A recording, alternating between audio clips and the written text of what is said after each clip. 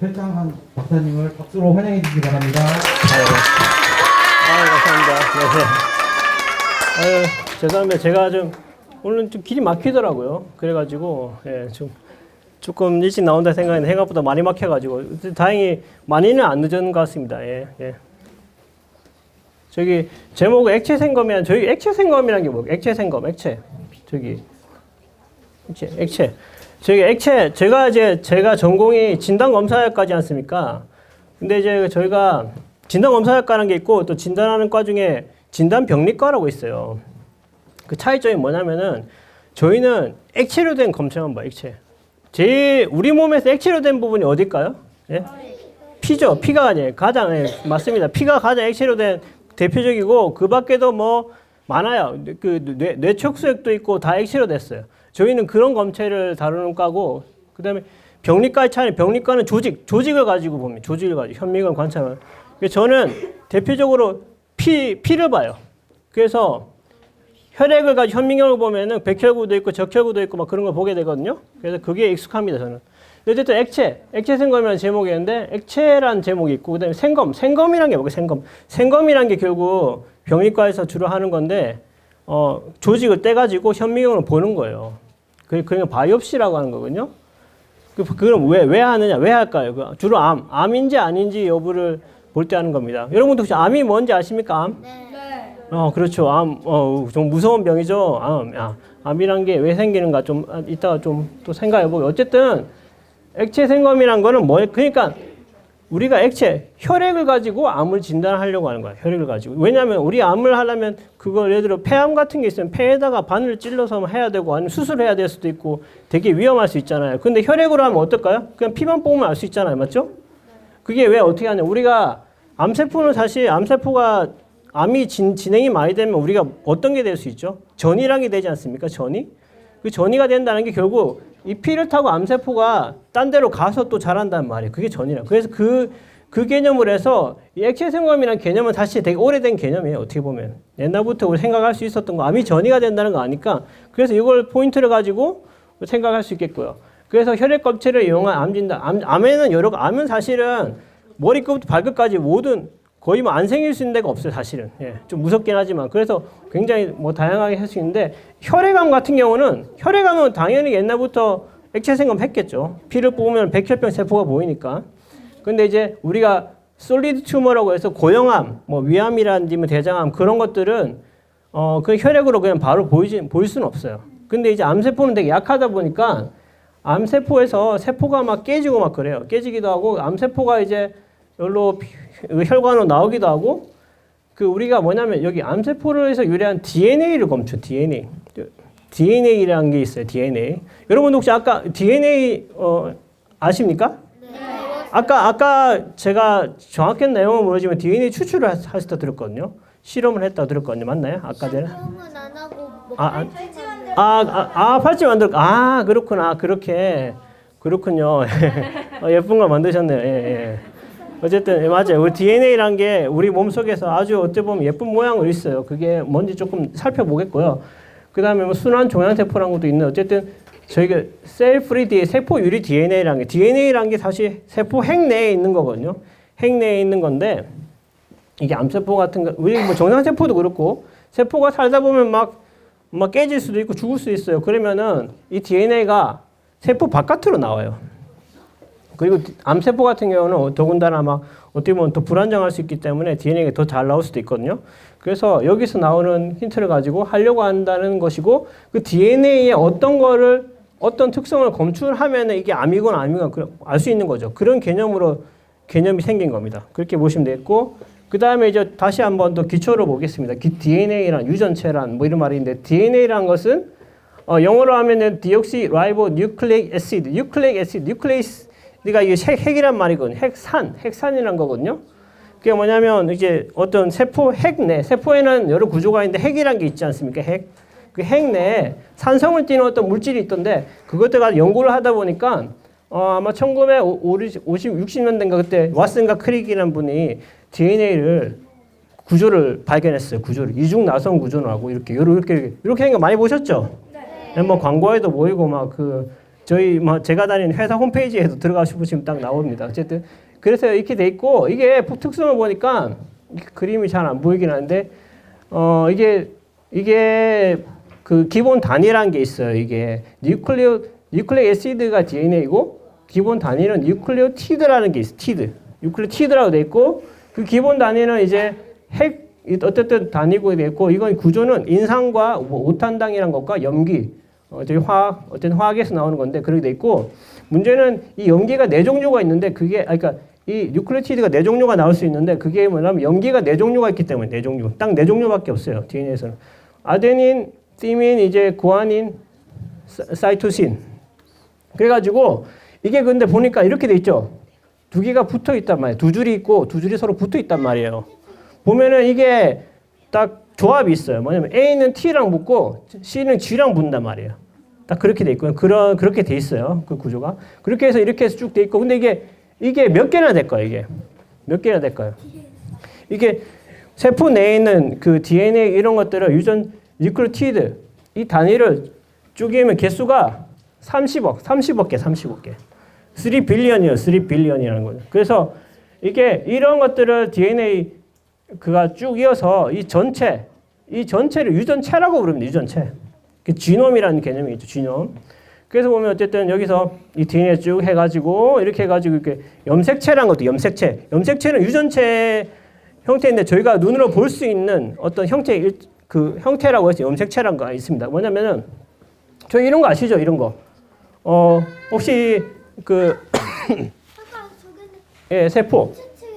그러니까 저기가 이게 염색체 세포 분열 단계 혹시 배우셨는지 모르겠는데 저도 한 그 중학교 고등학교는 돼야 배웠던 것 같은데 요즘은 좀 더 빨리 배우기도 하나요. 어쨌든 보니까 세포가 가만히 있는 게 아니에요. 저희도 보면 피부가 상처가 났다가도 막 났죠. 났고 보면 이쪽에 안에 이제 기저부라고 있는데 거기서 분열을 막 합니다. 특히 또 혈액세포 같은 경우는 백혈구나 그런 거는 수명이 있기 때문에 계속 자라나요. 그래서 이제 세포 분열이라는 걸 해야 되거든요. 분열을 해야 되는 거고 이게 분열을 하고 다시 또 두 배로 DNA라는 게 또 각각 필요하니까 DNA가 두 배가 됐다가 다시 떨어지고 그런 것을 계속 반복을 합니다. 그러면서 이제 보면은 어쨌든 세포 분열 단계, 분열 중기 정도 됐을 때 보면 염색체들이 가운데 딱 모이게 됩니다. 이렇게 딱 모이게 되거든요. 그걸 가지고 어쨌든 이것도 유도를 할 수 있어요. 저희가 피를 뽑아가지고 백혈구에다가 어떤 약물을 처치하게 되면 세포가 막 분열을 막 해요. 그렇게 하다가 중간에 세포 분열 중기가 됐을 때 저희가 이제 세포들은 일종의 저희 안에 일종의 소금물, 저희 몸속이 일종의 소금물이거든요. 그 정도 있잖아요. 근데 만약에 맹물이라든지 그런 걸 좀 더 덜 짠 걸 하게 되면 세포가 부풀어 올라요. 막 부풀어 오르고 그것을 탁 터트립니다. 터트리면서 이제 현미경으로 염색 처리를 한 다음에 사진을 찍으면 이렇게 나와요. 이렇게 나오거든요. 여기서 보면 요거를 저기 딱 사람들이 가위로 제 옛날에는 어쨌든 이걸 사진을 찍은 다음에 가위로 다 오려요. 오려가지고 보면은 쌍을 이루고 있어요. 이렇게 쌍을 1번은 1번끼리 이렇게 1번이 두 개가 있어 보면 찾아보면 있거든요. 이 복잡해 보이는데 이것도 하여튼 하면 찾을 수 있어요. 예. 저도 한번 해봤고요. 연습상 해보긴 했는데 어쨌든 1번이 두 개가 있고 2번도 두 개가 있고 총 보면 23쌍이 있습니다. 23쌍. 네. 23쌍이 있는데 22번까지는 다 똑같고 남자는 성형 X랑 Y가 있고 여자는 XX가 있죠. 여자는 XX. 괜찮습니다. 저희도 애들 있어가지고 애 데리고 올라다 말았거든요. 너무 아직 어려가지고. 네. 어쨌든 그래서 보면은 23쌍이 있고 이런 특성을 가지고 있습니다. 그리고 이게 이거는 각각 이런 걸 크로모좀, 염색체라고 하고 아까 이런 전체를 다 합쳤을 때 이제 지놈이라고 부르죠. 지놈의 모습을 눈으로 볼 수 있는 모습이 바로 이게 되겠습니다. 이 안에 30억 베이스 페어가 있습니다. 엄청나죠? 이게 다 정상의 모습이고 여기서 뭐 그냥 곁들여 설명해 보세요. 예를 들어 21번 염색체가 3개가 있다면은 어떻게 되는 걸까요? 저희 소위 말하는 다운 증후군 같은 22번은 3개가 있는 것이고 그다음에 뭐 에드워드 증후군 같은 경우 18번 염색체가 3개가 있어요. 예. 그리고 13번이 3개가 있을 경우는 뭐 파타우스 신드롬 그런 것도 있거든요. 그래서 염색체가 정상적으로 23쌍 46개가 있어야 되는데 47개가 되면은 좀 이제 그런 질환이 발생할 수 있는 겁니다. 나머지도 발생할 수 없는, 나머지는 사실, 그러니까 21번이나 이런 건 크게 좀 작죠? 작은데 이제 3개 있더라도 살 수는 있을 정도고, 나머지는 뭐 3개가 있거나 하면은 아마 살아남기 어려울 거예요. 그래서 나머지 질환 같은 거는 관찰하기 어렵고요. 그렇게 돼 있습니다. 네. 그래서 이제 이제 유전자라는 말도 있지 않아요? 유전자는 뭐 또 무슨 말이지? 말들이 막 이게 정의가 막 어렵거든요. 근데 유전자라는 것은 이제 유전체에서 일부입니다. 일부고, 여기서 유전자에는 저희 엑손이랑 인트론이라는 부분이 그렇게 나눠져 있거든요. 유전체 내에서는. 근데 이제 엑손이는 일종의 뭐 코딩 부위라는 말을 하는데, 이런 어쨌든 유전자의 코딩 부위는 사실 전체 지놈 중에서는 한 1%, 2%밖에 안 돼요. 2%. 나머지는 다 모르는 거다. 나머지는 뭐 인트론도 있고 어쨌든 다 비어 있는 모습 같은데 사실은 그렇지는 않은 것 같고, 저희가 아직 연구가 좀 덜 된 부분이 있습니다. 이게 무슨 뭐 트랜스포서블 엘리먼트, 영어로 좀 어려운 그런 말들이 있는데 아마 여러 가지 기능을 할 걸로 생각하고 있지만, 어쨌든 제가 지금 하고자 하는 것은 포커싱 하는 부분은 유전자에 대해서 말씀드리겠습니다. 그리고 유전자는 유전체 중에서는 한 1, 2%밖에 안 되지만은 그래 돼 있고, 근데 인간의 유전자 개수는 얼마인가? 2만 개래요. 2만 개. 예. 엄청 많은 것 같아요. 30억 베이스 페어 중에서 30억, 그러니까 유전자 30억 베이스 페어는 뉴클레오티드 그걸 개수가 30억 개고, 줄로 쭉 하면 30억 개고, 어쨌든 유전자들은 그런 조합으로 이루어져 있는데, 어쨌든 2만 개라고 돼 있습니다. 2만 개라고 돼 있고, 예, 그 다음에 상염색체, 유전자 좌라는 게 있거든요. 뭐냐면 저희가 아까 전에 말씀드렸다시피 쌍으로 있지 않습니까? 쌍으로. 이게 왜 쌍이냐? 하나는 아빠에서 오고 하나는 엄마에서 온 거예요. 예, 그래서 쌍이에요. 그 유전자 자리가 2개가 있는 2개. 하나만 있는 게 아니라 2개가 있어요. 그렇죠? 그래서 이거를 각각의 자리를, 유전자 1번 염색체의 이 단원 쪽에 있는 자리 2개, 각각 2개가 있지 않습니까? 그거를 유전자 자라고 부르요. 유전자 자. 그러니까 각각 한 개씩 있어요. 어떤 A라는 유전자가 있자면 아빠한테서 A라는 유전자를 받고 엄마한테서 A라는 유전자를 받아가지고 2개씩 가지고 있는 거예요. 일단 그렇게 알고 계시면 돼요. 예, 그렇게 돼 있고, 유전자는 엑손, 유전자에서 이제 주인에서 나중에 최종적으로는 일반적으로 단백질이 만들어진다고 생각하시면 돼요. 단백질이. 즉 머리도 생기고 그다음에 여러 가지 피부도 생기고, 예? 눈도 생기고 다 이게 생기는 거예요. 예, 정말 신기하지 않습니까? 신기하죠? 그래, 이게 중심 원리라는 말이 있는데 뭐냐면 유전자에서 전사라는 과정을 통해서 mRNA라는 걸 거치고, 그 다음에 이제 트랜슬레이션 번역이라는 과정을 통해서 결국 단백질로 형성되고, 단백질의 저희 기본 단위가 뭔지 아시면, 아미노산이죠. 아미노산이랑 이루어져 있고, 저희 고기를 먹으면 거기에 아미노산이 엄청 많이 있죠. 그래서 단백질을 많이 먹어야 됩니다. 어쨌든 우리가 잘 크고 잘 성장하려면 고기를 많이 먹어야 됩니다. 어쨌든 그리고 보면 어쨌든 여기 보니까 여기 염기서열이 해놨죠. DNA에 아까 염기 ATCG라고 있죠. 그게 쭉 이어서 만들어지는, 이렇게 쑥 나열할 수 있는, 이것이 바로 염기서열, DNA 시퀀스, 염기서열이라는 말입니다. 제가 아까 제목이 뭐였죠? 액체생검과 염기서열 분석이죠. 염기서열 분석이란 거는 결국 DNA의 염기서열을 저희가 분석한다는 뜻입니다. 염기서열을 왜 분석할까? 아까 암도 진단한다 했잖아. 암에서 뭔가 정상이 아닌 뭐가 나온단 말이에요, 여기서. 그래서 분석하는 겁니다. 예. 그래서 분석하고, 이게 정상이 아니게 되면 어떻게 될까요? 결국 이 단백질이 형성에 문제가 생기겠죠.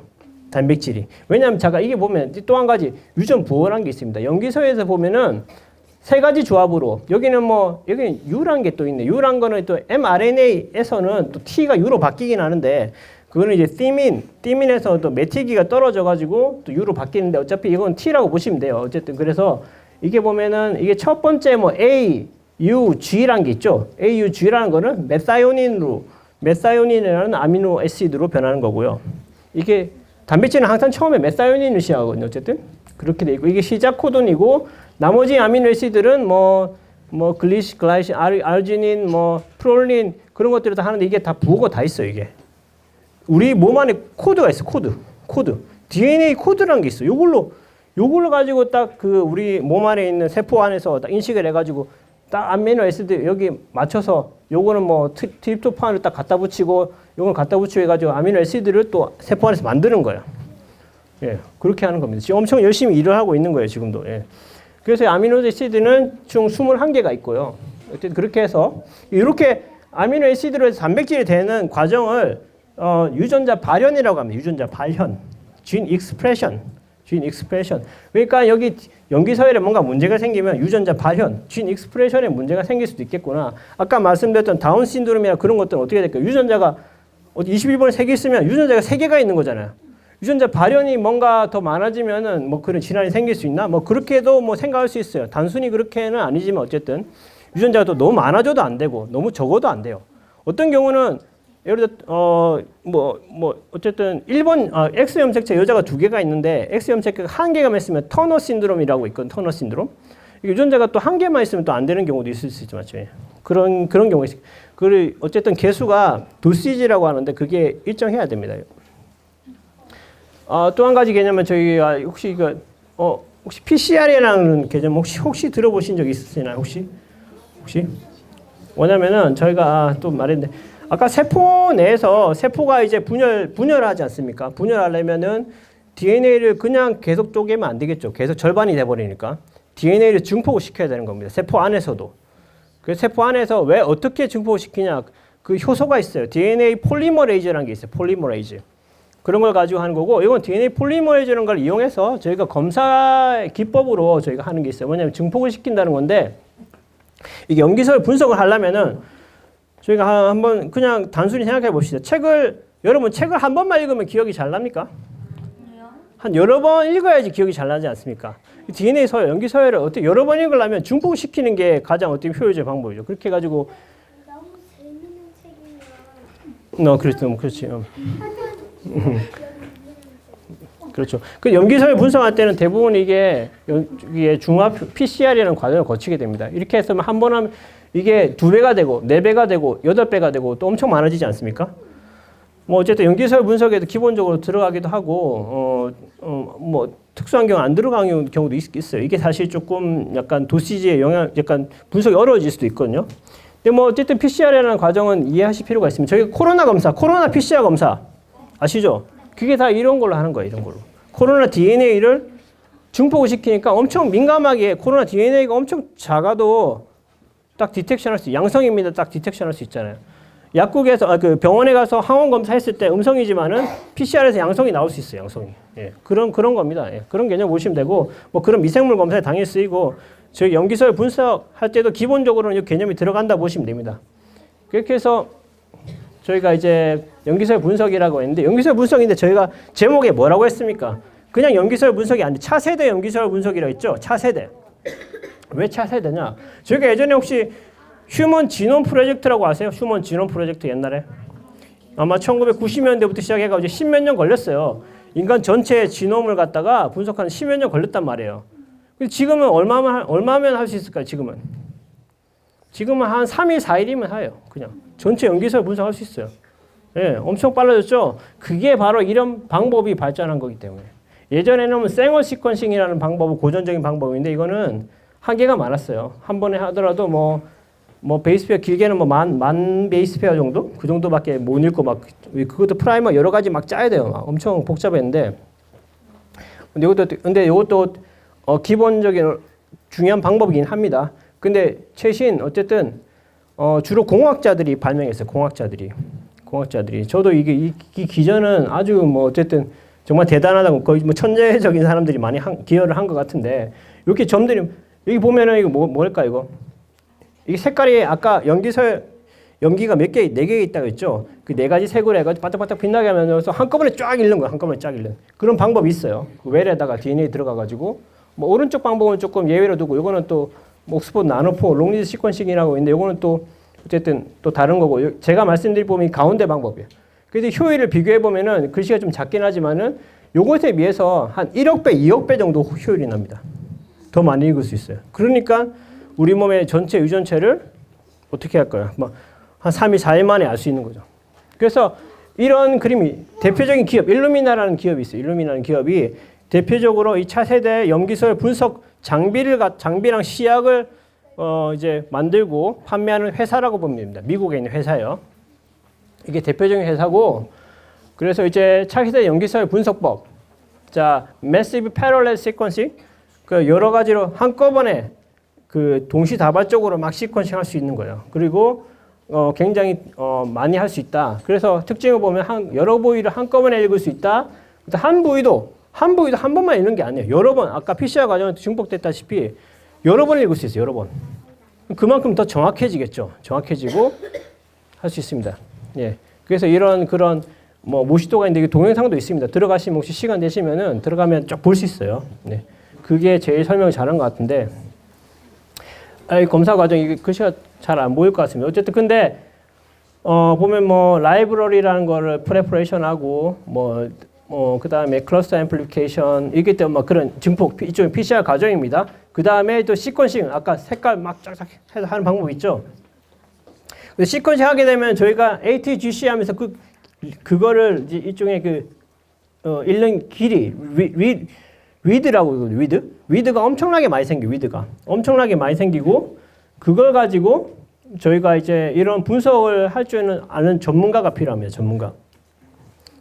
전문가가 필요하고 사실 일반인도 어떻게 보면 컴퓨터 좀 해가지고 찾아서 하면 할 수 있어요. 예, 충분히 할 수 있습니다. 할 수 있는데 이런 전문가가 저희는 좀 필요하거든요. 어쨌든 전문가들이 모여서 하면 더 빨리 할 수 있으니까 그렇고. 이게 과정은 간단해 보이지만 사실 실험은 되게 복잡합니다. 엄청 복잡해요. 이게 저희가 실험을 할 때 뭐 파이피팅이라는 게 있거든요. 그래가지고 뭐 용액을 따고 하는 게 있는데 그게 뭐 하여튼 수십 번, 수백 번 할 정도로 굉장히 복잡한 과정은 있습니다. 어쨌든 실험이 그렇게 간단치 않고요. 그것도 전문가들이 필요하겠고 이런 분석하는 것도 전문가가 필요할 정도로 굉장히 복잡한 검사입니다. 사실은. 예. 복잡한 검사이지만은 어쨌든 그런 특징을 이해하시면 됩니다. 이런 차세대 염기술 분석법, 약어로 NGS라고 하는데 NGS? 이제 NGS가 뭐라고 하면은 이제 아시면 돼요. 네.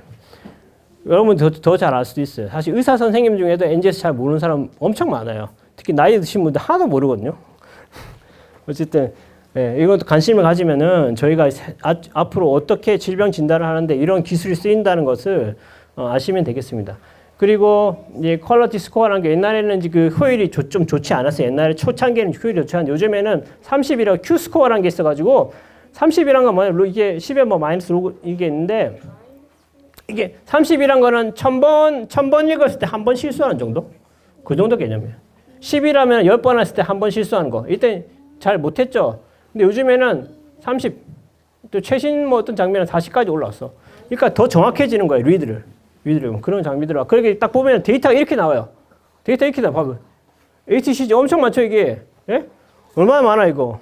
손으로 다 읽을 수 있겠으니까 못하죠. 그러니까 기계랑 컴퓨터로 다 분석하는 거고. 저희가 보면은 이게 저희가 이제 그런 프로그램을 본 거고 시퀀싱 뎁스라는 게 있어요. 해당 부위에서 이게 길이가 얼만큼 몇 개의 리드냐. 여기 이쪽 부위 찾아보니까 424번 읽었더라. 그리고 이 중에서 뭐 어떤 부위는 A인데 뭐 T로 바뀌었다. 그것이 이 중에서 한 55%가 되더라. 그 말은 뭐냐면은 아빠에서 받은 얼렐에서는 유전자에서는 A인데 엄마에서 받은 얼렐에서는 T로 바뀌어 있는 약간 그런 거예요. 그런 개념을 보시면 돼요. 절반이죠. 딱 50%니까. 절반이란 말은 헤테로자이거스라는 말이 있는데 어쨌든 아빠는 엄마 쪽인지 모르겠는데 어쨌든 절반은 염기설이 다른 거더라고. 예. 그렇게 이해하시면 되겠습니다. 그리고 또한 이게 좀 더 넓혀보니까 평균적으로 읽을 수가 있고 그런 개념이 좀 있는데 평균적으로만 400x 나왔다 이런 개념들이 있고 그 다음에 10x 커버리지라는 거는 그 10번 이상 읽은 부위가 얼만큼 되냐. 이렇게 리드가 10개 이상 되는 게 얼마 되냐. 그 한 99% 거의 100% 가까이 나오도록 해야지 더 정확하겠죠. 근데 사실 분석이 좀 어려운 부분도 있어요. 이게 어떤 부분은 유전자가 하나만 있는 게 아니고 유전자가 슈도진이라는 것도 있고 유전자들 사이에서 약간 헷갈리는 부분들이 되게 많아요. 그런 부분들은 좀 읽기 어려운 부분들도 있는데 어쨌든 읽기 좋은 부분들을 해가지고 봤을 때 이런 개념들을 보시면 됩니다. 그래서 조금 또 내용이 많아지는데 그러면 저희가 그렇다면 우리가 DNA 염기술 분석을 통해서 뭐를 관찰하려고 하냐. 변이라는 거 불러요. 변이. 그렇지, 변이. 저희 돌연변이라는 말을 들어봐. 돌연변이. 돌연변 뭐 엑스맨 그런 거 막 돌연변이 막 그런 말 하잖아요, 맞죠? 예?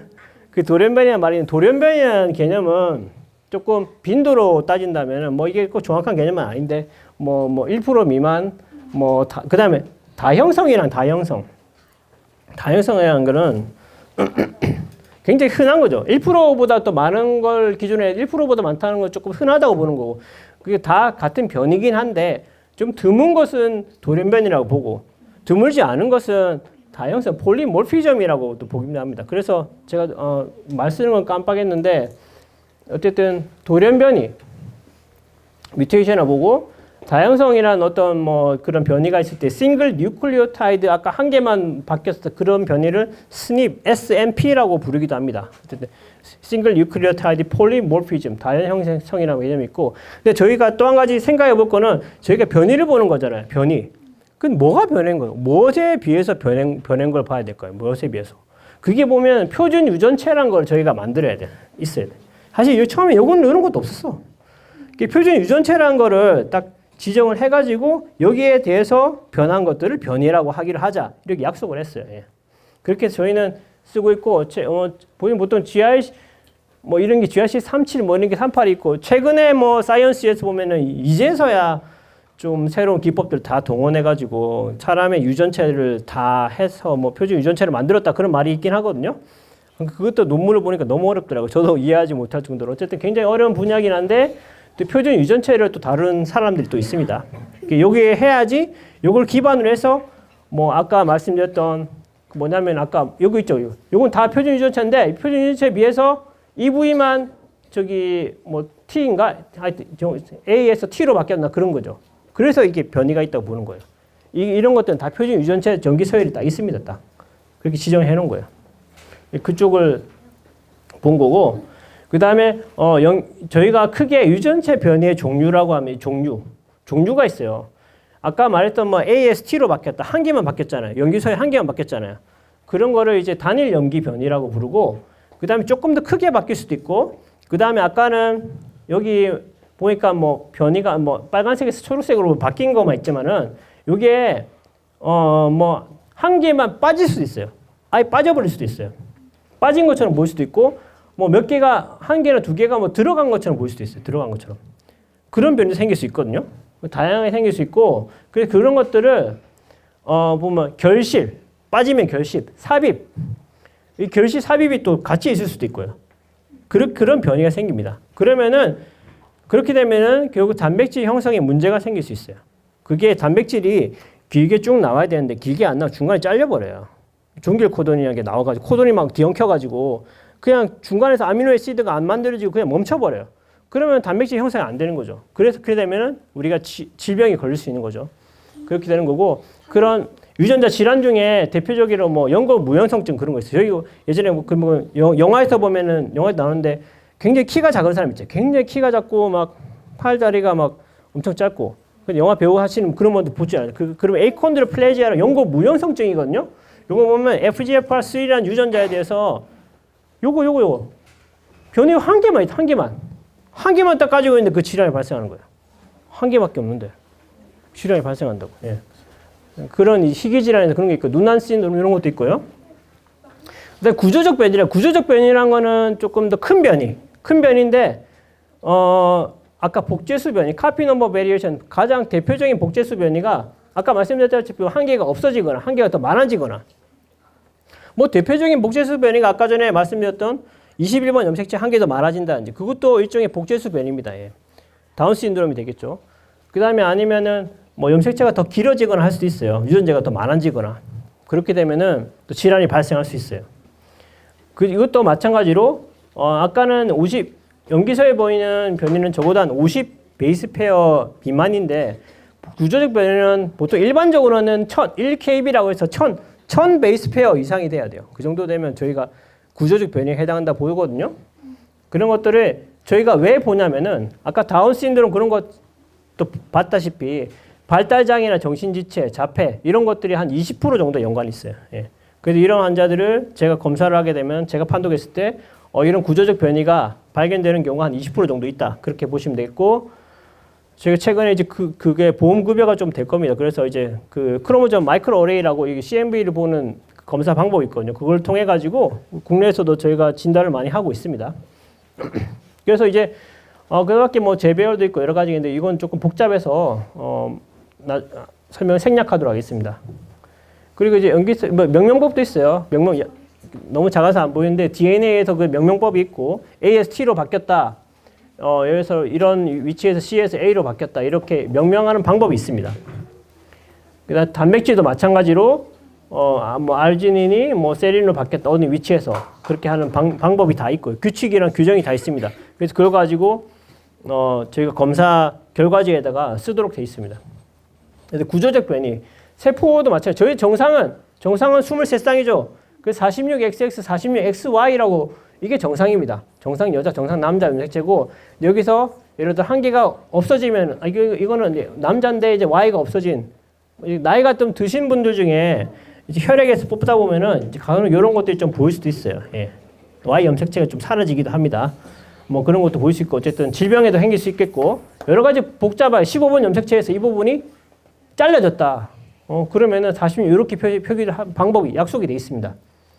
이런 방법도 있고 굉장히 복잡한 것들이 있는데 이건 사실 어쨌든 저희 유전자 검사하는 분들끼리 서로 의사소통을 위해서 하는 것이라 보면 되겠습니다. 요렇게 이것도 객관적으로 인식할 수 있도록 방법이 있습니다. 이 염색체 밴드에도 다 그게 있거든요. 그 Q11.2, Q13 이런 것들이 다 있습니다. 예. 이게 지금 사진으로 봤는데 이거 어떻게 보는지 저도 이제 교수님께 배웠는데 너무 어렵더라고요. 예. 이게 뭐 지금 무슨 벌레인지 뭐 그렇게 느껴지기도 했고요. 예. 그 다음에 저희가 또 한 가지 개념이 있어요. 뭐냐면은 생식세포 변이라는 게 있고 체세포 변이라는 게 있어요. 뭐냐면 저희가 일종의 유전질환이라는 게 이게 점라인 변이거든요. 그 가족력이라는 얘기를 듣잖아요. 가족력. 어떤 가족에서는 예를 들어 좀 뭐 불행하지만 암이 잘 발생하는 가족이 있을 수 있어요. 그런 경우는 이제 뭐 부모한테서 그런 암이 잘 발생하는 그 변이를 물려받은 거죠. 그렇게 돼서 되는 것이고 그런 이런 것들은 변이가 계속 세대에 따라서 계속 물려질 수 있는 질환이라서 유전성 질환이라고 보고 이것을 생식세포 변이 뭐냐면 저희가 이제 아빠에서 물려받은 생식세포에도 변이가 있는 거예요.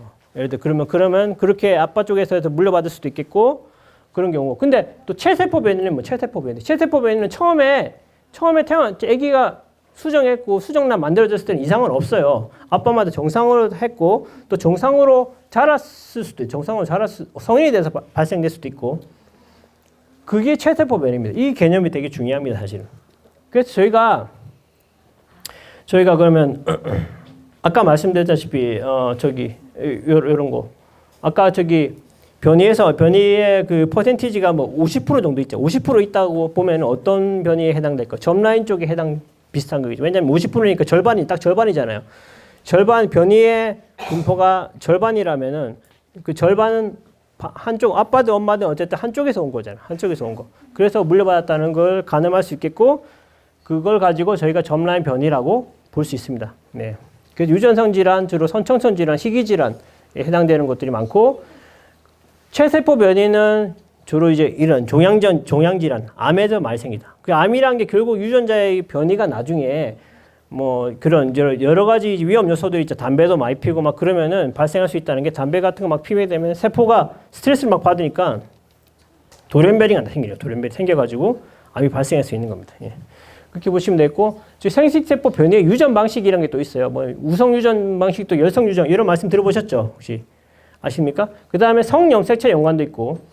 우성 유전은 아까 보통 이제 변이가 유전자 자가 몇 개 있다 해서 2개 있다고 했죠. 2개 있는데 하나만 있어도 질병이 발생하는 거예요. 그러니까 보니까 예를 들어 이제 보니까 어펙티브 패런 이쪽은 이제 이쪽이 예를 들어 엄마 쪽이 질환이 있었는데 아기를 놓으면 어떻게 됐어요? 아기를 놓으면 아기가 예를 들어 4명을 놓으면은 확률적으로 엄마가 둘 중에 하나만 물려받으면 질병이 발생할 수 있잖아요. 그러니까 애들 중에 50%가 발생할 수 있는 50% 확률적으로. 엄마의 그 변이가 어쨌든 엄마가 이제 난자가 형성되는데 그 난자가 이 둘 중에 하나를 가질 수 있잖아요. 그러니까 2분의 1이 되는 거죠. 그리고 오토조말 리세시브 열성 질환이라는 것은 아빠한테서도 아빠나 엄마는 예를 들어 변이를 하나만 가지고 있으면 질병이 안 생겨. 변이 하나만 가지고 질병이 안 생겨. 변이가 두 개가 있어야지 질병이 발생. 같은 유전자인데 뭔가 패소제닉 베리언트가 두 개가 있어야 질병이 발생하는. 이게 오토조말 리세시브라고 해서 열성은 어떤 확률이 어떻게 될까요?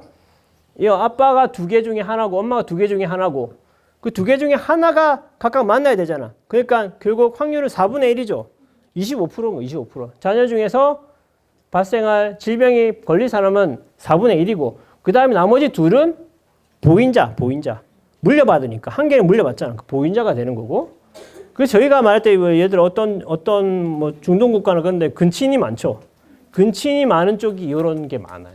왜냐하면은 다 사촌들 다 결혼하잖아요. 네?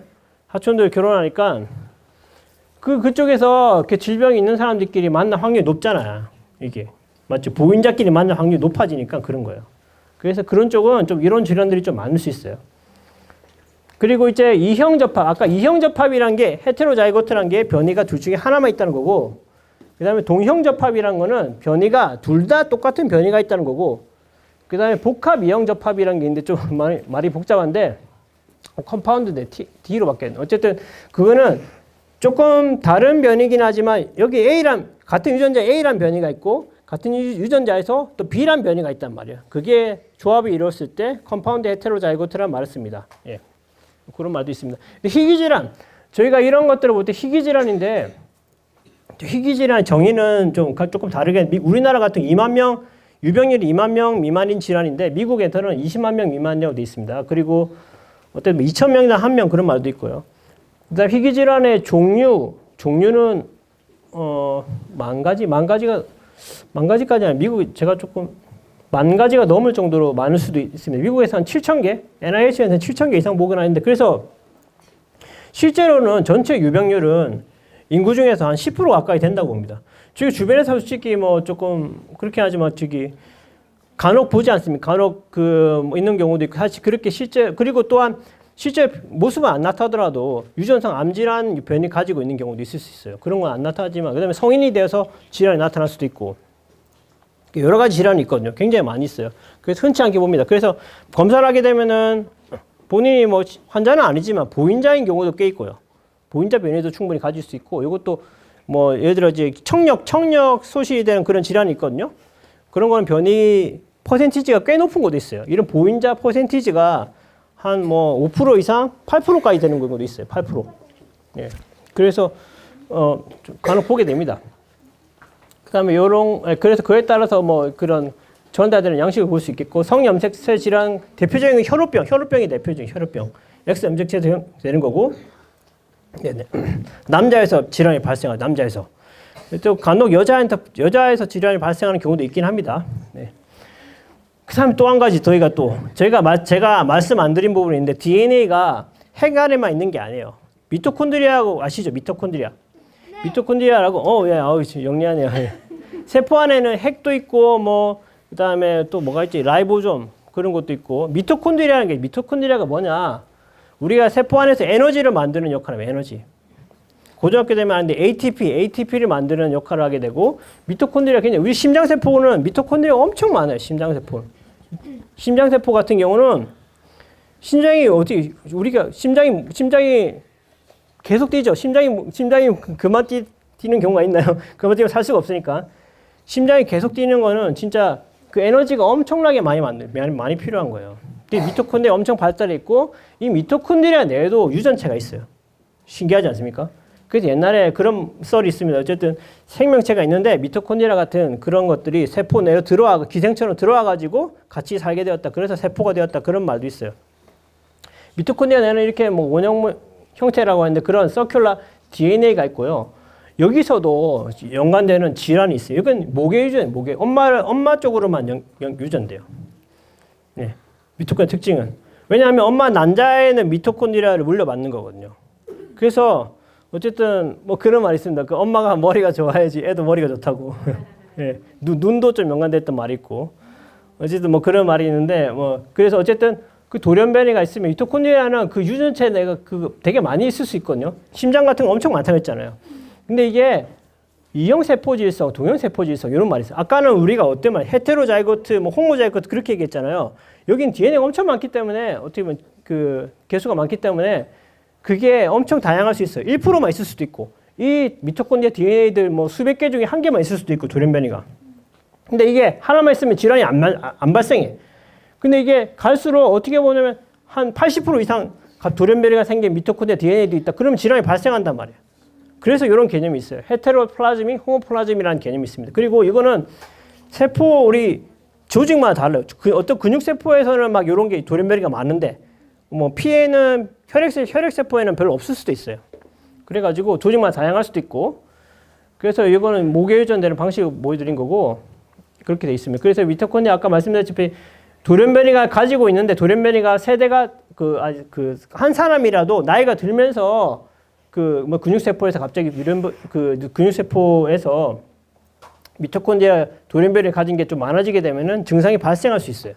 나이가 들어서 발생할 수도 있고, 다양합니다. 그리고 엄마는 뭐 1% 정도밖에 없는데, 그 피에서 아이는 뭐 한 50% 갑자기 그렇게 헤테로플라즈미 증가돼서 발생할 수도 있고요. 그렇게 물려받을 수도 있고, 굉장히 다양합니다. 굉장히 다양. 그래서 저희가 이때도 이런 것도 검사를 하고 있어요. 저 진단을 하고 있습니다. 또 이건 또 어려운 부분인데 저희가 아까 인간 유전자 개수를 몇 개라 했죠? 2만 개라고 했죠. 2만 개. 거의 2만 개인데, 여기 지렁이 생겼죠. 이거지. 이게 C 엘레건스라는 건데 저희가 이제 연구할 때도 많이 씁니다. 연구할 때도 많이 쓰고 어떻게 보면 저희가 그거 기생충 비슷하잖아요, 맞죠? 뭐 그런 거 비슷하게 생긴 건데 그 정도로 원충 생물인데 이 유전자 개수 몇 개지? 2362개. 사람보다 더 많네, 유전자가. 사람보다 더 많은데 이렇게 조금 사람보다 훨씬 단순하게 생겼죠. 우리는 어때요? 우리는 뭐 뇌도 있고 뭐 피부도 있고 뼈도 있고 훨씬 복잡하지 않아요? 이것보다? 우리 훨씬 사람이 복잡하잖아요. 근데 유전자 개수는 비슷해요. 이거 어떻게 설명할 수 있지? 유전자가 훨씬 더 많아야 되는 거 아니야? 더 복잡한데? 그 말은 뭐냐면은 우리는 인간의 유전자는 매우 스마트하게 조절이 되는 거예요. 조절이. 우리가 아기가 생기고 아기가 어떤 아기는 뭐 신경이 생기고 심장이 생기고 막 그러잖아요. 그 과정에서 어떤 유전자는 딱 스탑되고 어떤 유전자는 막 발현되고 그게 엄청나게 막 이루어지는 거예요. 그래서 어떤 건 손이 되고 발이 되고 막 그런 거예요. 그런 걸 보시면 돼요. 어쨌든 그런데 사실 이 분야는 연구가 좀 덜 돼 있어요. 사실은 좀 사람들이 제가 볼 때는 저도 아직 잘 모르겠고 여러분들이 흥미가 있으면 연구할 가치가 충분히 있습니다. 요걸 가지고 모르는 게 너무 많아요. 이게 사실은. 예. 근데 이게 대표적으로 알려진 유전자 조절 중에 하나는 DNA 메틸이라는 게 있어요. 메틸레이션이라는 게 있고, 뭐 히스톤 모디피케이션, 뭐 비번역 아래 이런 게 있는데, 현재 수준으로서 주로 디텍션 할 수 있는 방법은 DNA 메틸화 정도라고 보시면 돼요. 나머지도 있는데 좀 그건 너무 복잡한 연구적 방법인 것 같고, 검사실에서 할 수 있는 메틸화 방법이 있는 것 같고, 그래서 메틸화가 다르면은 패턴이 다른 거죠. 저희들 자식은 다 닮잖아요. 엄마 아빠를 닮잖아요. 예? 그게 요런 거예요. 이런 거. DNA 메틸화라는 어쨌든 이런 에피제널 후생 유전자 조절 자체가 비슷한 거예요. 유전자. 그게 아마 더 큰 걸로 알고 있어요. 유전자 변이보다 제가 알기로는. 그런 것도 물려받는 것도 있어요. 정말 신기하지 않습니까? 예. 또 사람마다 다 다르잖아요. 모양이. 다 똑같은 유전자를 가지고 있는데 어떤 사람은 키가 크고 어떤 사람은 뭐 그렇고 어떤 사람은 잘생겼고 어떤 사람은 뭐 좀 약간 뭐 그럴 수 있지만은 예. 그게 다 요런 거 다 연관돼 있어요. 요런 거. 네, 모습이 다 달라요. 예. 유전자를 조절하는 게 다 다르다고. 자기만의 색깔이 있는 거예요. 요런 패턴을 연구하는 것도 굉장히 의미 있을 것 같아요. 제가 볼 때는. 흥미가 있는 분들은. 아까 말씀드린 메틸이란 게 어떤 거냐. 저희가 이제 유전자 중에는 CPG, C 다음에 G가 나오는 그런 형태의 염기서열이 되게 많거든요. 그쪽 부분에서 C 쪽에서 메틸 그룹이 형성되는 거예요. 이렇게. DNA 메틸레이션. 그러면 어떤 효과가 나타나냐? 이쪽에 있는 유전자는 발현이 안 돼요. 발현을 통제하는 역할을 해요. 주로 그런 역할을 합니다. 그래서 이걸 가지고 발현을 억제하는 역할을 이걸 가지고 이걸 메틸하고 언메틸화 하면서 유전자 발현을 조절한 기전이 현재로서 제가 어떤 대표적인 유전 조절 기전 중에 한 개입니다. 그리고 검출 방법은 여러 가지가 있고요. 생각하겠습니다. 너무 자세히까지 알 필요 없을 것 같고. 그 다음에 저희가 이제 결과 해석이 이런 어쨌든 유전체 변이가 나왔을 때 결과 해석을 해야 됩니다. 제가 제 검사가 나오면은 변이가 검출 딱 됐어요. 변이가 제가 이제 그런 생물 정보학 전문가들이 제가 딱 판독할 수 있도록 딱 자료를 만들어 줍니다. 엑셀 파일로 만들어 줘요. 네? 어떤 유전자 위치에서는 뭐 변이가 만들어졌다. 그 리스트가 쫙 나오거든요. 그럼 거기서 딱 보면은 변이가 딱 나와요. 근데 제일 중요한 거는 이 변이가 진짜인지 가짜인지가 중요해요, 사실은. 이게 저희는 이거 뭐 제가 볼 때 어쨌든 뭐 기본적으로 뭐 정보를 파악하실 때 저희 진단검사학과나 그런 데서는 사실 제일 중요한 개념이긴 한데 뭐 일반적으로도 정보를 딱 들었어요. 그러면은 이게 진짜인지 가짜인지 판단하는 게 사실 중요합니다, 사실은. 예. 그런 거 비판 능력을 좀 가지셔야 됩니다. 어쨌든 그렇고 변이가 나왔을 때 참인지 거짓인지 확인해야 되고 아까 말씀드렸다시피 저희가 그림을 보여드렸죠, 그림을. 그런 프로그램 열어 가지고 확인을 합니다. 진짜인지 가짜. 어떤 경우는 좀 되게 지저분하고 그 아까 Q스코어 뭐 30이란 게 있잖아요. 그게 안 되는 것들이 있거든요. 그런 것들은 거짓말. 그런 것들은 보고를 하면 안 되겠죠. 네? 보고를 하면 큰일 납니다, 사실은. 그런 것들을 판단해야 돼. 그렇게 하려면 경험이 또 많아야 되고 제가 또 그런 걸 하고 있습니다. 그래서 어쨌든 진짜인지 가짜인지를 확인해야 되고 진짜다. 그 다음에는 이게 어떤 의미가 있는지 봐야 돼. 어떤 의미. 진짜 변이가 생겼네. 이 사람이 검사를 해봤더니 유전자에서 무슨 변이가 생겼어요. 근데 이게 무슨 의미가 있지? 무슨 의미가 있지? 예? 처음 본 변이야. 이때까지 본 적이 없는 변이라고. 근데 무슨 의미가 있을까?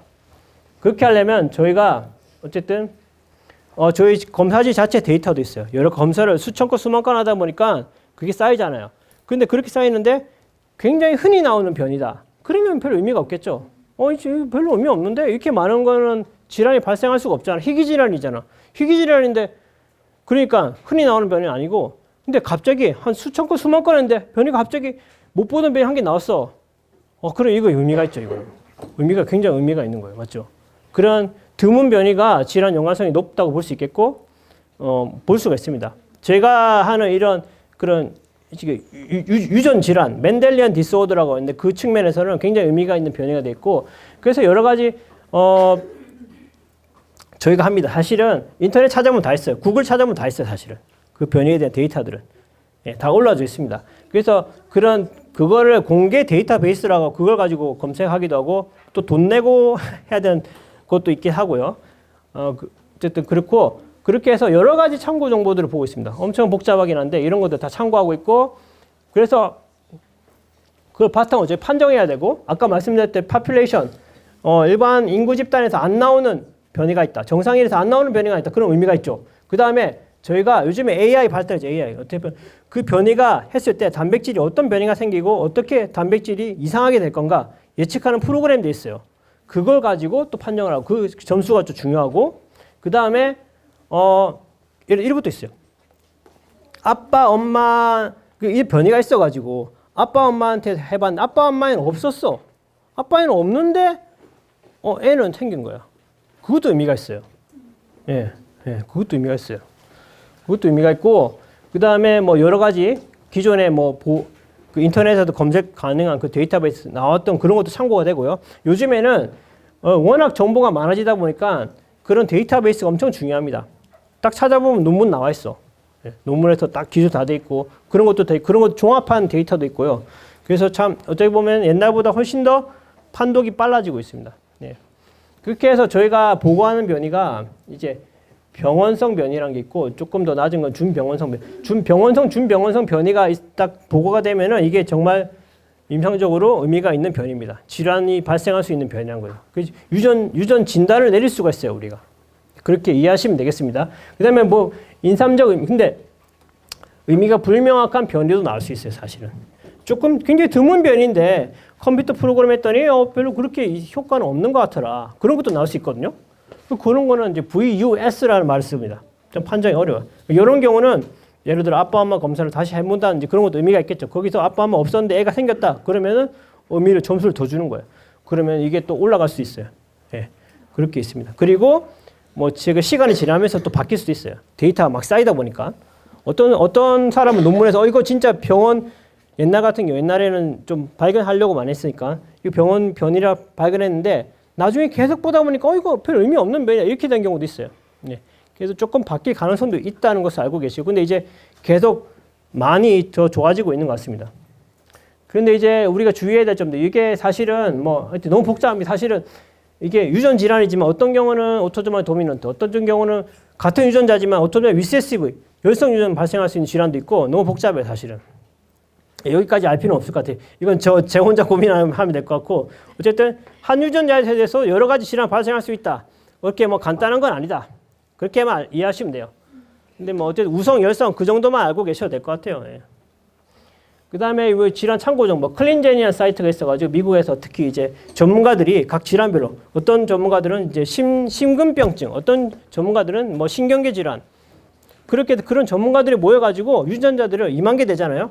다 지금 아직도 좀 올라올 게 많긴 한데 지금 보니까 유니크지 한 1,900개, 2,000개 정도 했네요. 근데 물론 유전자 2만 개 중에서 실제 임상적으로 의미가 있는 거는 그렇게 많지는 않아요. 한 5,000개 될까? 그러니까 아주 많지는 않아요, 사실은. 나머지 진들은 사실 엄청 그 기능을 아직 정확히 모르는 것도 많긴 한데 그게 뭐 결실되거나 했을 때 질환이 안 발생하는 것들 그런 것들이 많거든요. 임상적으로 조금 중요한 유전자들이 포커싱 맞춰서 한 것 같고 현재까지는 한 2,000개 가까이 하고 있네요. 예. 이 정보들도 중요합니다. 이거 알아야지 어떤 질환 연관이 있고 어떤 유전 방식이 있고 그런 것들을 알 수가 있거든요. 이게 진 디지즈 밸리디티라는 게 있고요. 그 다음에 뭐 또 여러 다기관들이 모여가지고 그런 정보들을 하고 있고 여기는 진 큐레이션 코얼리션이라는 게 있고 뭐 4,800개까지도 있네요. 그리고 이제 지노믹스 잉글랜드 패널 앱이라는 영국에서 영국 그 GK 프로젝트로가 있는데 UK 프로젝트 UK 10만인가 그게 있는데 그쪽 참여한 연구자들 대표적인 것 같은데 전 세계 온라인으로 요즘에 다 인터넷 되잖아요. 온라인. 그래가지고 여러 다 온라인 연결돼가지고 전문가들이 각 나라의 전문가들이 서로 인볼브 해가지고 유전자를 선별하고 있고 그 질환 연관성이 한 6,000개까지도 보고 있습니다. 네. 이런 자료들이 다 있습니다. 그리고 복제수 변이라는 게 있고 복제수 변이는 아까 말씀드렸다시피 뭐 다운 신드롬 대표적이지만 유전자 1번, 2번, 4번 염색체별로 보니까 어떤 부위가 되게 결실이 잘 돼. 15번에 이런 부분은 이상하게 결실이 잘 돼. 16번에 이런 부분도 이상하게 중복이랑 결실이 잘 돼. 왜 이럴까? 왜 이럴까요? 왜 결실이 잘 될까? 이런 부분에. 왜 다운 신드롬은 또 생길까? 이게 이쪽 부위가 잘 잘린다고. 그거는 이쪽 부위가 저희가 뭐냐면 감수분열이라고 해서 저희가 정자라든지 난자 세포가 생기면서 그냥 생기는 게 아니에요. 서로 간에 이제 교환이 생겨, 교환. 염색체 간에 서로 약간 교환이 생기는데, 그러면서 그 안에서 요런데 이제 그 브레이크 포인트 부분에서 헷갈리게 쉬운 거예요, 헷갈려. 그래가지고 그 유전자 아까 말씀드렸다시피 이게 시퀀스가 있는데 비슷한 부위들이 많거든요. 그래가지고 여기서 실수를 많이 하는 것 같아요. 실수를 22번 막 그런 거 실수하고 그래가지고 질환이 발생하는 겁니다. 좀 우리 몸이 완전 완벽하진 않은 것 같아요. 어쨌든 근데 어쨌든 그런 원인인 것 같고 아까 말씀드렸다시피 그러면 아까 염기서의 변이 뭐 AST로 바뀌었다. AST로 바뀌었다 하고 뭐 에이콘드로플라지아였지. 에이콘드로플라지아 키가 아주 작은 아이가 태어났는데 알고 보니까 AST로 바뀌었더라. 그것도 그런 변이가 왜 생길까? 왜 생길까요? 아빠 엄마에서 없었는데 애한테 생겼다. 생길 수 있잖아요. 그것도 마찬가지로 우리가 DNA를 우리가 세포 분열하면서 복제하면서 하는데 거기서 실수를 하는 거예요. 실수하는 비율이 있어요. 한번 DNA 폴리머레이즈라고 하면서 10,000번 할 때마다 한 번 실수해요. 근데 사실 30억 베이스 페어잖아요. 30억. 실수 엄청 많이 할 것 같죠? 근데 그 실수를 또 보완하는 역할이 또 있어. 근데 거기서도 또 에러가 날 수 있어. 그래서 이거 어떻게 하다가 재수가 없으면 에러가 발생하는 거야. 그렇게 돼 있고 그런 말이 있습니다. 그리고 도세지 센시티 아까 이런 복제수 변이에 대해서 이런 데이터베이스가 있어가지고 제가 잘 참고하고 있고요. 클린제네스 주로 하고 있습니다. 클리닉. 그리고 이런 프로그램을 써가지고 제가 딱 이런 유전을 딱 찾아봤더니 이 유전은 빨간색이면 결실되면 안 되는 부위고 여기는 중복되면 안 되는 부위죠. 예, 중복되면 질환이 발생하는 딱 부위가 딱 나오게 돼 있어. 그래서 이런 게 아주 편리하게 돼 있습니다. 그 미토콘드리아 유전체 질환들은 저기 글씨가 좀 작은데 뭐 어쨌든 뭐 어떤 경우 근육병 같은 것도 있고 심근병증 올 수도 있고 신경계 질환 어쨌든 뭐 그런 그 뇌전증이 발생할 수도 있고 여러 가지 그다음에 눈이 좀 나중에 점점 시력 소실이 발생하는 병원도 있고 여러 가지가 있어요. 그 마이토콘드리아가 우리 몸 전체에 있다 보니까 질환이 굉장히 다양하게 나타납니다. 네. 그렇게 나타날 수 있고 마이토콘드리아도 이제 질환 데이터베이스를 있어가지고 참고를 하고 있고요. 엄청 많죠. 이런 변이 정보 사이트. 예, 너무 많습니다. 근데 어쨌든 인터넷에서 궁금한 찾아보면은 또 다 찾을 수 있어요. 그 다음에 제가 그러면 예를 보여드리겠어요. 제가 어떻게 일을 하는지. 그 유전성 골격 이형성증 패널. 이제 소아과 선생님이 처방을 내셨어요. 그 온 환자분이 애가 좀 뼈가 좀 이상하고 생김새도 조금 문제가 조금 정상이 아닌 것 같고 그래서 처방을 내셨어요. 그렇게 해서 했는데 이제 KIF22 이런 유전자에서 PB, 패소제닉 베리언트가 발견됐습니다. 그래서 양성이라고 냈어요. 양성이라고. 자, 이게 클린바라는 데이터베이스 돌아갔더니 여기서 패소제닉이라고 나와 있어. 멀티플 서미트라고 있고 외국의 다른 저명한 유전자 검사 기관들에서도 다 패소제닉을 보고했어요. 이거는 좀 믿을 수 있겠구나. 예. 제가 어쨌든 변이란 걸 실제 변이 확인했고 이게 임상적으로 어떤 의미가 있는지 확인을 해야 된댔잖아요. 그래서 그걸 확인하려면 이런 것들을 다 조회를 해야 되고 그 다음에 이 유전자는 어떤 증상이 나타나는가? KF22라는 유전자는 영어로는 뭐 스펀딜로에피 메타피지얼 디스플레이지아라고 돼 있고 조인트 렉스티 뭐 관절도 약간 이상하고 뼈가 형성이 이상한 것 같습니다. 그다음에 키도 작고 얼굴 모양이 조금 형성이 좀 덜 돼 있고 그런 뭐 척추 측만증도 있을 수 있고 여러 가지 복합적이에요. 척추 측만 자체가 또 유전 질환이 있는 거 아니에요. 사실 이것만 다르고 어쨌든 이런 복합적으로 나타날 수가 있겠고 그렇게 해서 이런 것과 임상 정보 조합해서 또 진단을 하게 되겠습니다. 그렇게 하게 됐고 이런 프로그램을 했더니 이 유전자에서 이쪽 부위가 또 많이 발생하더라. 해당되는 변이 딱 일치된다고 확인했고 그 유전자 골격 이형성증 우리 뼈가 이상하게 된 유전자 저희가 NGS 패널 검사라고 있는데 여기 유전자 몇 개예요? 400개. 400개나 되는 엄청난 유전자가 있죠. 이 중에서 KIF22 여기서 딱 나온 거예요. 여기서 딱 나왔어요. 예, 여기서 딱 나왔어요. 그리고 다른 데서 나올 수도 있고 어쨌든 저희는 이러한 검사를 운영하고 있습니다. 이렇게 진단을 하고 있어요. 예. 예. 옛날에는 생원 시퀀싱 해가지고 이게 도저히 진단하기 어려웠던 것들을 한꺼번에 이게 차세대 염기술 분석 하다 보니까 냈고 그 다음에 이 패널 구성할 때는 저희가 이런 자료 참고를 해서 구성하고 있고 그 다음에 이런 뭐 시각 망막 색소 변성 패널 요거로도 진단을 할 수 있어요. 이런 증상이 있었을 때도 뭐 이런 유전자에서 패소제닉 베리언트 나왔다고 보고하고 있습니다. 그 증상들이 뭐 눈에서 이런 이상한 질환들이 발생할 수 있어요. 그리고 또 이런 프로그램 이런 했더니 아까 말씀드렸던 그 변이가 있었더니 어떻게 되죠? 이걸 실제 시뮬레이션 해봤더니 여기 정상적으로 이만큼 나와야 되는데 비정상에는 이렇게 했어. 짧아졌어. 엄청 짧아졌어. 단백질이. 맞죠? 이만큼 짧아진 겁니다. 그래서 이제 비정상 프로틴이 생겨서 질환이 발생하는 겁니다. 그 다음에 이거는 저 머스큘러 디스트로피라고 했는데 아까 말씀드린 이렇게 보니까 유전자가 엑손 부위가 텅 비었어. 남자인데 좀 힘이 없고 근육이 아프고 그러니 알고 보니까 이런 게 빠져 있더라고. 요것 때문에 증상이 발생했던 거예요.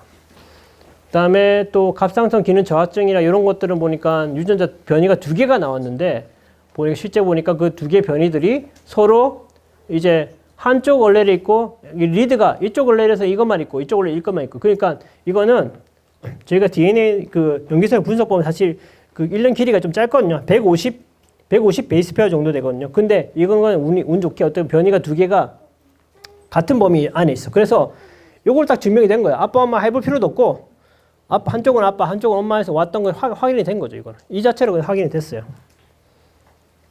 그렇게 해서 이거는 열성 유전 질환이고 그 다음에 또 뭐 이런 이상지질 혈증도 있어요. 이거는 LDLR의 유전 이거 꽤 많이 나옵니다. 꽤 의뢰를 많이 하시고 여기서 예를 들어 그 콜레스테롤이 엄청 높아. 콜레스테롤이 우리가 음식도 뭐 그렇게 그냥 크게 뭐 그런 것들을 뭐 많이 먹지도 않는데 네? 콜레스테롤 엄청 높아. 정상적으로 생활하고 있는데 그 유전자 검사에 LDLR의 유전자에서 뭔가 패소제닉 베리언트가 나왔어요. 이거는 이렇게 가족력이 있거든요. 아버지가 뭐 뇌졸중, 할아버지가 뇌졸중으로 들어갈 수도 있고 변이가 나왔어. 그러면 유전자 검사해봐야 되고 이건 이렇게 되면 이건 왜 우리가 이게 희귀질환 유전 진단하는 게 어떤 의미가 있을까요? 어떤 의미가 있을까요? 왜 진단을 사실 뭐 희귀질환 치료법 안 되는 경우도 있지만은 이런 경우는 LDLR 나왔으면은 저희가 또 약을 먹으면 돼요. 콜레스테롤 떨어뜨리는 약을 먹어야 되고 또 주의를 해야 돼요. 피 검사도 쭉 주기적으로 해보고 잘 관리를 하면은 거의 정상인처럼 살 수 있는 거죠. 예. 이렇게 될 수 있으니까 유전 진단이 굉장히 중요한 겁니다. 희귀질환이. 정답을 알아야지. 왜 정말 어떤 경우는 애가 안 좋은데 왜 아픈지 모르는 경우가 있잖아요. 그걸 알면은 우리가 워낙 데이터가 많으니까 이런 질환 이렇게 하면은 치료 관리가 될 수 있고 뇌전증 질환 어떤 거는 아예 치료가 될 수 있어 아예. 예전에 식이요법만 치료가 될 수도 있고 또 치료가 잘 되는 약이 있어. 그러면 얼마나 좋겠어요. 애가 회복되면 애가 치료가 되면 좀 희망이 있을 수 있는 거죠. 그리고 어쨌든 질환 경과를 알 수 있기 때문에 유전 진단은 엄청 중요한 겁니다. 그래서 이런 패널들이 막 있어요. 저희가 하는 것들이. 이 다 제가 판독하고 있습니다. 어쨌든. 그리고 어쨌든 유전 상담이 되게 중요해요. 유전 상담. 아까 말했다시피 열성 유전, 우성 유전 이런 것들 전문가들이 우리나라 지금 계속 만들어지고 있거든요. 이런 걸 잘 아시는 분한테 만약에 이런 결과지를 받았을 경우는 아니면 진짜 뭐 유전 진단을 받고 싶으면 그런 데 가서 검사도 하고 결과에 따라서 저희가 상담을 정확하게 받는 게 중요합니다. 이런 경우는 특히 좀 예민한 경우가 산전 검사가 있겠고 그다음에 또 아기가 좀 어릴 경우 그 뭐 이상 없는 것 같은데 또 변이 나왔을 때 나중에 어른이 돼서 그 질환이 나타나는 변이도 있거든요. 그런 경우가 있을 수 있고 여러 가지 좀 윤리적으로 좀 어려운 부분들도 많긴 합니다. 이게 이런 거 유전 상담이란 게 굉장히 중요합니다. 예. 사실 뭐 궁금하면 저한테 연락 주시면 제가 상담해 드릴 수도 있긴 한데 어쨌든 예. 저도 이제 일이 너무 많으니까 다 해드릴 수는 없을 것 같고 예. 그렇습니다. 예. 근데 어쨌든 그렇고 그 다음에 비유전성 질환이 아까 이제 암이죠. 암. 아까 유전성 질환이고. 근데 이 암에는 유전자가 대표적으로 이렇게 돼 있어요. 종양 유전자라는 게 있고 종양 억제 유전자라는 게. 종양 유전자는 아까만 하나만 변이가 생겨도 발생할 수 있어. 종양 억제 유전자는 저희 안젤리나 졸리 하죠. 안젤리나 졸리가 이제 BRCA라는 유전자에 대해서 그 문제가 있어. 그건 또 이제 어쨌든 유전성 질환이지만 비유전성에서도 어쨌든 이러한 BRCA라는 유전자가 유명한데 여기에 대해서 이건 종양 억제 유전자거든요. 여기 예를 들어 유전적으로 이렇게 하나만 변이가 있으면 한 개 더 있으면 발생할 수 있잖아요. 유전자가. 그 암이. 그래서 좀 의미가 있는 거고 어쨌든 암이 발생하려면 종양 억제 유전자에서는 얼릴 두 개에서 변이가 있어야 발생할 수 있는 겁니다. 그래서 이런 거는 종양 유전자를 세포를 막 분열시키는 거고 억제 유전자는 세포 분열을 이제 억제시킨다고 보시면 돼요. 그렇게 되는 거고 그렇게 해서 이런데 변이가 발생했으면 이게 암세포가 되는 거죠. 암세포가 돼가지고 이게 막 자라나면은 되는 거고. 그래서 저희는 이제 다음 주제 이제 액체 생검으로 넘어가야 되겠는데 이게 암세포에서 나오는 DNA를 검출하는 게 의미가 있다고 볼 수 있겠죠. 그리고 차세대 염기술 분석법이니까 엄청 많이 읽을 수 있으니까 사실 여기서 암 초기에는 혈액에 나오는 암세포 DNA가 얼만큼 되겠어요? 얼마 안 될 거야. 굉장히. 얼만큼 되겠어요? 뭐 10,000개, 10만 개당 한 개 나올까 말까? 어떻게 보면 건초더미에서 바늘 찾는 거랑 비슷해. 엄청 어렵죠. 이거를 또 제가 판독한다? 제가 판독이 어려워. 이런 거는 또 AI 같은 게 필요하기도 합니다. 예. 뭐 이런 것들이 있고, 암은 좀 넘어가겠다. 암은 너무 복잡하니까. 어쨌든 암 유전자들이 막 있고, 혈액 종양도 있고. 근데 암 변이가 나왔을 때는 그 유전자 검사의 목적이 조금 달라요. 우리가 선천성 질환 진단하는 게 중요하다 했잖아요. 요거는 치료. 어떤 변이가 나왔는데 어떤 변이가 치료 약제가 잘 듣는 변이가 있어. 그럼 어떻게 했어요? 그럼 치료제를 쓸 수 있다고. 그런 의미예요, 주로. 그 다음에 이런 변이가 있으면은 예를 들어 경과가 좋을 수도 있고 어떤 변이가 있으면 경과가 나쁠 수도 있어요. 그런 정보를 얻기 위해서 한다는 목적이 있다고 보시면 되겠고 그래서 뭐 이런 대장암에서 뭐 KRAS 유전자에서 티어 1이라고 그게 나왔으면은 이런 변이가 나왔을 때는 이제는 치료 약제를 쓸 수 있습니다. 라고 해요. 치료 약제를 쓸 수 있습니다. 그러면 이 대장암 환자는 이 치료 약제를 쓰면 약이 잘 들어가지고 암이 치료가 될 수 있겠죠. 네. 그렇게 이런 목적을 하는 거예요. 이런 것도 마찬가지고 요거는 티어 2군요. 넘어가고 그다음에 뭐 이제 폐암이 있네. 폐암에서 이런 변이가 나왔고 여기서 또 이런 치료 약제를 쓸 수 있습니다. 이런 변이가 나왔어. 그런 의미가 있는 거죠. 그리고 혈액암 같은 경우도 이제 ALL 급성 림프구성 백혈병 같은 경우는 이런 변이가 나왔는데 이런 변이가 좀 나오니까 실제 문헌에서는 좀 경과가 조금 안 좋더라. 뭐 그런 얘기도 있고요. 그렇게 해서 조금 경과가 어떻게 될지 예측을 할 수 있습니다. 아니면 경과가 안 좋을 거니까 더 적극적인 치료를 할 수도 있겠고요. 예.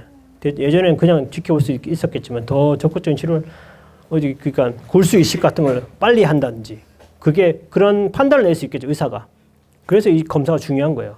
그리고 이런 거는 뭐 AM의 골수성 백혈병인데 뭐 플리트리 유전자에서 뭐 듀플리케이션이라고 이렇게 종목이 나오는데 요게 나오면 이거 어떤 약제가 잘 들어. 약제가 잘 들어. 치료가 돼. 그러면 우리가 처방을 낼 수 있겠죠. 그다음에 뭐 이런 암 유전자들도 데이터베이스가 다 돼 있습니다. TP53 유전자에 대해서 데이터베이스 이런 것도 다 조회할 수가 있겠고. 그다음에 염색체는 암세포에서 염색체가 어떻게 될까? 사실 뭐 고형암도 그런데 어떤 백혈병 같은 이런 경우는 진짜 엉망진창이에요. 완전 이런 것들. 뭐 어떻게 보면 8번이 3개고 6번 위에 뭐가 붙어 있고 막 완전 정상이 아니죠. 예? 보이시다시피 이거는 그냥 아무나 봐도 알 수 있어요. 이거는 정상이 아닙니다. 이게 이런 것들이 DNA가 나오면 저희가 딱 그 디텍션 할 수 있는 거죠. 그 다음에 이런 암세포 연관된 유전자, 이런 뭐 어떤 코스믹이라는 데는 738개 정도가 있고, 온코케이비라는 것도 있습니다. 미국에서 이제 그런 병원에서 데이터베이스 그 자본이 있어가지고 운영하는 거고, 여기는 816개 정도 유전자들이 있어서 그 변이가 나왔을 때 조회를 할 수가 있고요. 그래서 뭐 온코케이비 같은 BRCA1 같은 유전자를 보면은 이거는 중요 억제 유전자고, 이런 것들은 보니까 중요 억제 유전자니까 유전자 분포가 조금 다릅니다. 보니까 쫙 펴져 있죠. 어느 것들이 많지는 않아요. 근데 EGFR 유전자 같은 경우는 온코진이라고 돼 있고, 보니까 변이가 여기가 엄청 많아요. 여기가. 이게 L850P인가? 이게 이제 폐암에서 이게 유명한 변이고, 여기 변이가 나오면은 딱 치료 약제를 쓸 수 있어요. 치료 약제. 그 요걸 디텍션 하려고 저희가 검사를 하는 겁니다. 그 다음에 저희가 또 한 가지.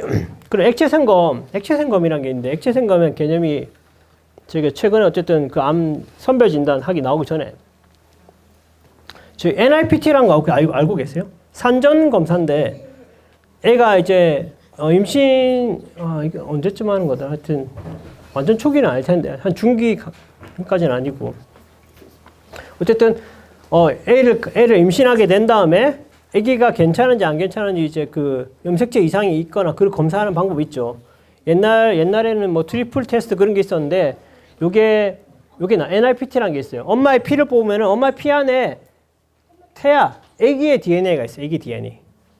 아기의 세포박 DNA가 있어요. 요걸 가지고 검사하는 거예요. 요걸 가지고 검사하면 요게 21번 염색체에 해당되는 부분이 많아 보인다. 그러면 얘 아기는 다운 증후군의 가능성이 좀 높아요. 그렇게 가지고 조금 할 수가 있어요. 예.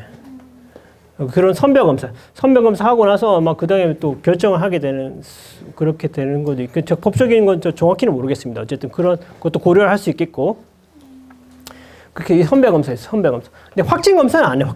확진 검사는 아마 양수 검사를 해야 될 거예요. 아마 요건 필요한 거니까 선별 검사니까 확진은 아니에요. 어쨌든 왜냐하면은 태아가 문제가 있을 수도 있지만 태반에만 문제가 있을 수도 있거든. 여기 태반에 나오는 DNA이기 때문에 어떤 경우는 뭐 예를 들어 뭐 다운 증후군 같은 그런 게 태반에만 있을 수도 있어요. 태아는 정상. 그래서 그 같은 경우는 위양성이죠. 그래서 그런 경우는 또 확진 검사 해봐야지 알 수 있어요. 예. 그런 가능성도 있기 때문에 완전 확진은 아닌 겁니다. 하여튼 이게 굉장히 유용한 검사인데 문제는 아까 말씀드렸다시피 액체 생검, 암세포에 대한 게 왜 나왔을까? 제가 어떤 산모에서 이런 검사들을 막 엄청 많이 하다 보니까 어떤 경우는 그러니까 21번만 톡 치는 것만 보이면 상관없는데 어떤 경우는 도저히 설명이 안 돼. 너무 이상한 거. 1번도 뭐 3개고 2번도 뭐 2개고 막 그런 경우 있잖아요. 3개인데. 그럼 이거는 태아에서 나온 게 아니다. 이건 암세포다. 그래서 우리가 3번은 건강하다 생각했어. 근데 알고 보니까 산모한테서 뭐 유방암이 있었던 거예요. 안타깝지만 어쨌든 그래서 거기서부터 출발한 게 건강인에서도 하면은 나올 수도 있겠다. 그래가지고 액체 생검을 물론 진행이 많이 되고 뭐 조직 검사하기 힘든 사람한테 할 수 있지만은 건강인에서 할 때 의미가 있을 수 있겠다. 그래서 접근하게 된 겁니다. 그렇게 된 거고 그래서 이게 액체 생검이 됐고 뭐 치료 반응 이런 것도 볼 수가 있겠고요. 근데 어쨌든 대표적인 회사가 미국의 그레일에서 상품을 출시해서 갈레리라는 걸 했어요. 이게 그냥 나온 게 아닙니다. 6,600명 정도의 대상을 해가지고 그 전향적 연구를 했고 그렇게 해가지고 그러니까 이게 한 50대부터 한 뭐 7, 80대까지 해가지고 조금 그러니까 실제로 암이 없다고 생각하는 사람들, 그런 사람 대상했고, 그렇게 했더니 보니까 이게 한 몇 명, 한 1% 정도는 검사 결과 양성이 나왔는데, 그 중에서 실제 양성은 한 40% 되었던 것 같아요. 그러니까 여기서 한 이 정도가 양성이 나오는데, 이 검사에서 저희가 보통 여러분들 저기 암 검진하러 같이 검진하시잖아요. 맞죠? 검진을 이제 우리나라도 보험 잘 돼 있으니까 검진을 하는데, 검진하는 게 어떤 게 있어요? 내시경이랑 여성들은 이제 자궁경부암 검사도 있지만은 또 대장 내시경도 있고, 근데 전립선암 수치 뭐 그런 게 있어요. 그다음에 폐암 쪽에 보는 뭐 흉부 뭐 CT 그런 것도 있긴 한데 되게 제한적이지 않습니까? 사실 암은 제가 말씀드렸다시피 머리끝부터 발끝까지 다 생길 수 있어요. 근데 그걸 다 검진할 수 없잖아요. 네? 그러니까 피 검사로 했더니 어떤 의미가 있어요? 기존 검진에서는 예를 들어 29건 밖에 못 잡아냈는데, 이 검사를 했더니 35명까지 더 잡아냈다. 35명까지. 그 굉장히 의미가 있는 거죠. 2배 이상 잡아냈어요. 어쨌든 이런 검사 액체 생각 하다 보니까 그렇게 해서 되었고, 그러니까 오디셔널 35명이고, 뭐 이런 장점이 있다고 돼 있고, 그다음에 그러니까 기존에 어쨌든 잡아냈던 것 중에서 기존으로 잡아낼 수 없었던 거의 70%도 가까이 되고, 그 다음에 이 35개 중에서 48%는 1, 2기도 잡아냈단 말이에요. 초기도 잡아낸단 말이에요. 초기도 잡아냈고, 또 이게 아까 말씀드렸던 메실레이션 그런 마커를 보기 때문에 어느 부위에서 어느 쪽에서 어느 세포에서 나온 건지도 알 수 있어요. 이게 암 가능성이 있다고도 알 수 있고, 이게 어떤 암인가도 알 수 있어요.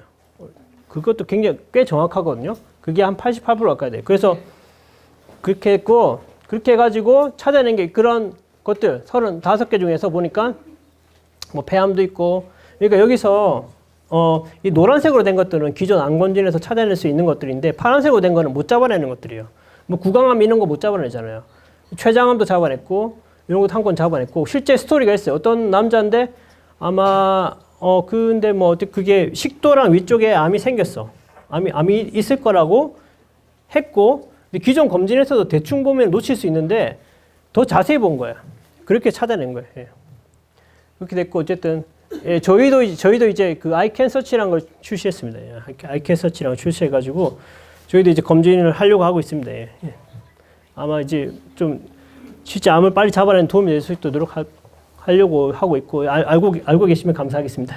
그리고 어쨌든 요약을 하자면 차세대 염기설 분석 검사라는 게 있고, 여러 유전자들을 한꺼번에 분석 가능하고, 목표 부위에 대해서 여러 번 읽을 수도 있겠고, 유전성 질환은 특히 어쨌든 유전성 질환도 아까 좀 길게 했지만은 어쨌든 이런 굉장히 진단적 의미가 있겠고요. 그 다음에 암 유전자 진단에 대해서 이런 의미가 있겠고, 액체 생검 이제 건강인에서 선별 검사 시에도 다양한 암중에 대해 조기 발견이 가능할 수 있겠습니다. 예, 이제 세상이 점점 더 이제 점점 오래 살아야 되잖아요. 그렇게 하기 위해서 건강히 살아야 되고 하니까 그렇게 열심히 하고 있습니다. 예, 감사합니다. 예.